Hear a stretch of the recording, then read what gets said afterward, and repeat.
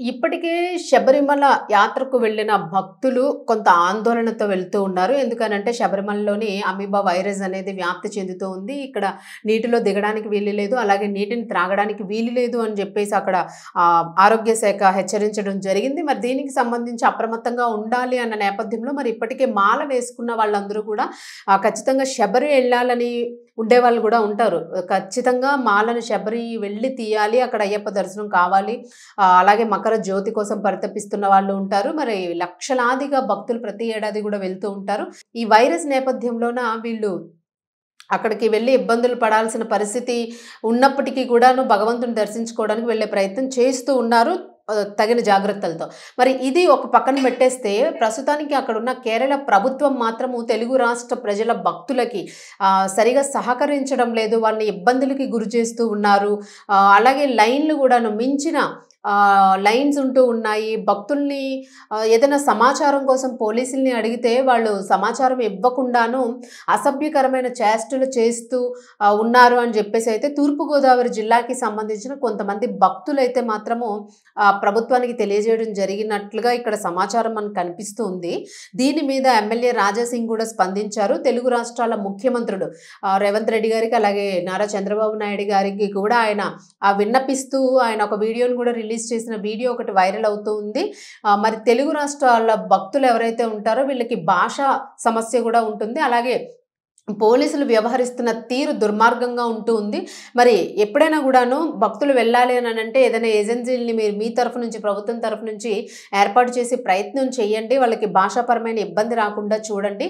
మరి అడిగితే వీళ్ళు అక్కడున్న పోలీసులు క్యూ లైన్స్కి ఎటువైపు వెళ్ళాలి ఏంటి అని ఒక సమాచారం కోసం అడిగితే తూర్పుగోదావరి జిల్లాకు చెందిన స్వాములకి వాళ్ళు ప్యాంట్ జిప్ని ఓపెన్ చేసి చూపిస్తూ వాళ్ళు ఒక రకమైన వెక్కిలి చేష్టలు చేస్తూ పోలీసులు వాళ్ళని ఇబ్బంది పెట్టడం జరిగింది అని చెప్పేసి వాళ్ళు క్లియర్‌గా కంప్లెయింట్ ఇవ్వడం ఇక్కడ ఈ వార్తలో మనకు తెలుస్తూ ఉంది. దానికి సంబంధించి రాజాసింగ్ స్పందించారు అన్నది కూడా ఇక్కడ తెలుస్తుంది. ఆయన ఆ వెర్షన్‌ని వాళ్ళకి ప్రభుత్వానికి తెలియజేయడం జరిగింది. మరి స్వాములు ఇన్ని రకాలుగా ఇబ్బందులు పడుతూ ఉన్నప్పుడు ప్రతి ఏడాది కూడా లక్షలాదిగా వెళ్తూ ఉంటారు. మరి ఆంధ్రప్రదేశ్ నుంచి వెళ్తున్న భక్తుల నుంచి కూడా కేరళ ప్రభుత్వానికి ఆదాయం వస్తూ ఉంటుంది. మరి దీనికి సంబంధించి ప్రభుత్వం ఒక నియమ నిబంధనలు చట్టం కరెక్ట్‌గా తీసుకోవాలి. అలాగే రూల్స్‌కి విరుద్ధంగా అంటే గత మొదటి రోజు ఖచ్చితంగా చాలా రష్ ఉంటుంది. మొదటి 2-3 రోజులు కూడా విపరీతమైన రద్దీ ఉంటుంది. మరి ఈ రద్దీ నేపథ్యంలోని ఖచ్చితంగా మరి తర్వాత మకర జ్యోతి వచ్చినప్పుడు కూడా విపరీతమైన రద్దీ ఉంటుంది. మరి ఇలాంటి రద్దీ ఉండేటప్పుడు ఖచ్చితంగా అక్కడున్న వ్యవస్థలన్నీ కూడా ప్రభుత్వము, న్యాయ వ్యవస్థలు ఇవన్నీ కూడా దాని మీద చర్యలు తీసుకోవాలి. అలాగే పటిష్టమైన యంత్రాంగాన్ని అక్కడ సిద్ధం చేయాలి. కానీ ఇందులో విఫలమవుతున్నారు అన్నది ఇక్కడ కనిపిస్తూ ఉంది అని అంటున్నారు. ఇవన్నీ ఆరోపణలు అయితే తీవ్ర స్థాయిలో వినిపిస్తూ ఉన్నాయి. అంటే ఈ మధ్య కాలంలో శబరికి సంబంధించి గతంతో పోల్చుకుంటే ఒక 2-3 ఏళ్లుగా కూడా పూర్తి స్థాయిలో భక్తులు ఇబ్బంది పడుతున్న పరిస్థితి కనిపిస్తూ ఉంది. ఎవరో కొంతమంది క్షేమంగా తిరిగి వస్తున్నప్పటికీ కూడా అనేక మంది అక్కడ ఇక్కట్లు పడుతున్న పరిస్థితి.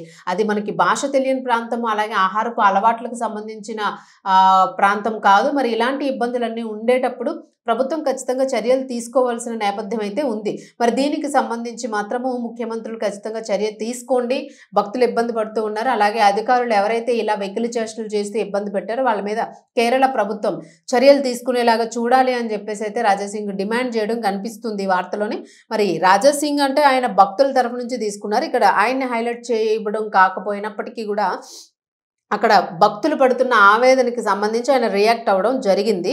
సో మరి భక్తుల సమస్యల్ని పరిష్కరించేందుకు శబరిమలలో భాషకు ఎలాంటి ఇబ్బంది లేకుండా ఉండేందుకు వారికి సహాయపడేందుకు ఈ కోఆర్డినేటర్ అవసరం పడతారు అనేది ఒకసారి గుర్తుంచుకోవాలి. మరి కోఆర్డినేటర్స్ని ఎవరినైనా ఏర్పాటు చేసి వాళ్ళ యాత్రలు సవ్యంగా సాగేటట్టు చూడండి అని చెప్పేసి అంటున్నారు. మరి ఏదైనా కూడా అయ్యప్పలకి ఘోర అవమానం జరుగుతుంది అన్నదైతే మాత్రం భక్తులు తీవ్ర స్థాయిలో వెల్లువెత్తుతున్న ఆరోపణ అయితే మాత్రం వెల్లువెత్తుతూ ఉంది. ఎందుకు ఇట్లా బిహేవ్ చేస్తూ ఉన్నారు అని చెప్పేసి. సో ఒక పక్క వైరస్ వేధిస్తూ ఉంది, మరో పక్క ఈ సమస్యలు. సో మరి భక్తులు శబరికి 45 రోజుల తీవ్ర దీక్షను చేసి వాళ్ళు ఈ చలికాలంలో వెళతారు. కొండదారుల్లో వెళ్ళాలి. అక్కడ లైన్‌లో క్రిక్కిరిసిన దర్శనం చేసుకొని మళ్ళీ తిరిగి బయటకు రావాలి. వీళ్ళు చిన్నారులు ఉంటారు, వృద్ధులు ఉంటారు. మరి ఇలాంటి ఇబ్బందులు పడకుండా కూడా ప్రభుత్వం జాగ్రత్తలు తీసుకుంటే బాగుంటుంది. అలాగే కేరళ ప్రభుత్వం కూడా ఖచ్చితంగా అప్రమత్తంగా ఉండాల్సిన అవసరం ఉంది భక్తుల విషయంలోని అని చెప్పేసి అయితే మాత్రం వేడుకుంటూ ఉన్నారు. సో చూడాలి మరి ఇంకా కొద్ది రోజులు ఉంది శబరి యాత్ర. మరి ఇది భక్తులందరూ కూడా క్షేమంగా యాత్ర పూర్తి చేసుకోవాలనే ఆశిద్దాం.